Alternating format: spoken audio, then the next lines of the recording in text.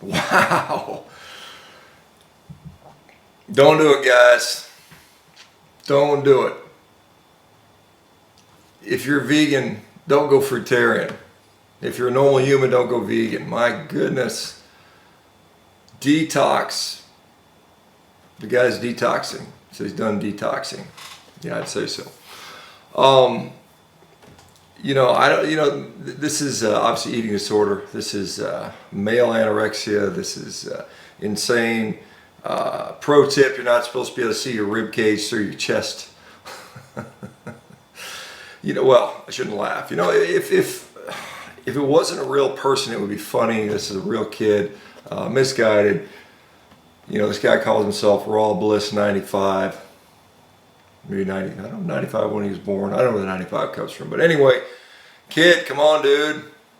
Fix yourself. Fix your brain. Get out of that craziness. No amount of fruit's going to save you. Eating more fruit is not the answer.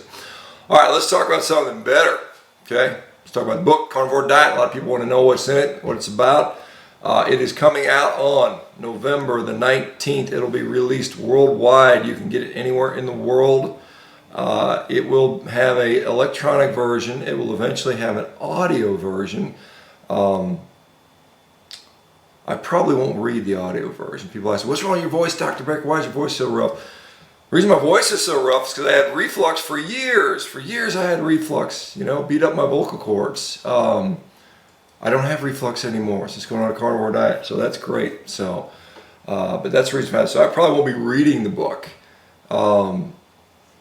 There will also potentially likely be translation. There's a lot of people have offered to translate it into Chinese, Arabic, German, French, Spanish, Swedish, so on and so forth. So hopefully it'll come out. According to my publisher, my PR person right now, we're crushing it on the pre-orders, and so that is a good thing, guys. This is important. This book is a chink in the armor of the processed food companies, the plant-based cheap pet food narrative that they're pushing at us. So we hopefully this thing will do well. Use it as a weapon. I've written it. I'll talk about what's in the book a little bit. So we start out a little bit of background on me. Publisher wanted me to put that in there. We go through a little bit of a historical evolutionary perspective on, why meat's important, why we've been doing it. We've been doing it forever. I mean, the historical and evolutionary anthropologic data is clear on that. So we go through that. We talk about some of the potential mechanisms by which this diet is likely helping.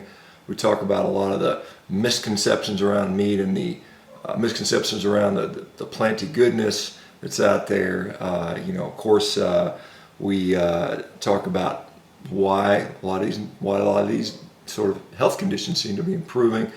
We go into some of the success stories. I mean, obviously that's a huge part of this. People sharing their success stories is what inspired me to write the book and inspires me to continue to do what I do. So of course we feature a lot of people you guys will know, success stories that are in there, maybe some that you don't. And then we go on to how to do the diet. It could be just eat a damn steak, right? But I mean, we go into quite a bit of detail on how to implement it, the various issues that can occur with transition, different strategies on how to perhaps taper into the diet, how to come off the diet if you want to do that. Different forms, so to speak. For some people it might need a little more strict. We talk about, some people don't need to be fully carnivore. Some people need to, what I like to say when I define a carnivore diet, it's a diet that is, basically focusing on nutrient-dense animal foods. That's where you get your nutrition from. And as far as plants go, you either completely eliminate or limit them to the degree necessary to improve or either optimize your health. And I think that's how we should look at a carnivore diet. So some people, it's full red meat and water. Like me right now, I feel great on just red meat and water. I'm going to compete in the World Championships in Paris in 3 months. That whole entire time it's going to be nothing but red meat and water. So what I did last year, I ended up winning the World Championships. I'm going to do this again this year. Last year I did it for 2 months.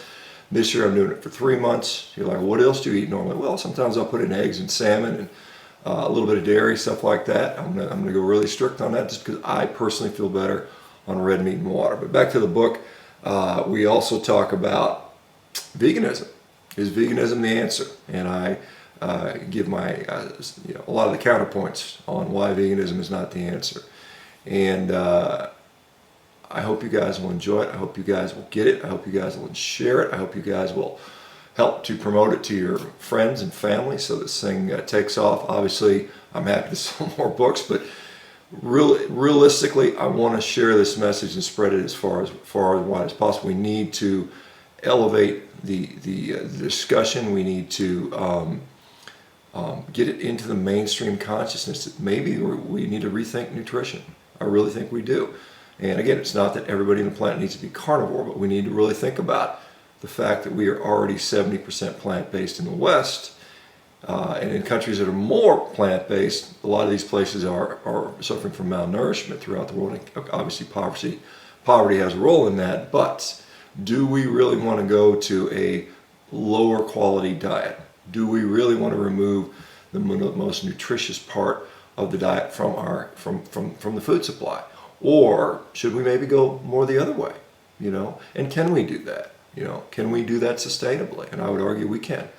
But anyway, this is a bit of a food revolution, and this is I think, going to be a revolutionary book. I think it's going to be a potential turning point in our nutrition in general, and I hope you guys get it, read it, enjoy it. I've written it in a very accessible way to as wide an audience as I could possibly make. I didn't go too overly technical. It is not a recipe book, guys. Sorry. There are some recipes and some cooking stuff in there, but it's not 100 ways to make steak. I mean, I don't think that's that's what I need to convey. I'm not a chef, by the way, anyway. So I mean, there's better people that can do that. But for you guys that really want to sort of solidify your knowledge on why a meat-based diet makes sense, for you guys that want to share that in a concise but fairly comprehensive way to friends and family, it's a great tool. All right, guys, you enjoy your Saturday. I hope you guys have a good day, and I'll talk to you later. Bye-bye.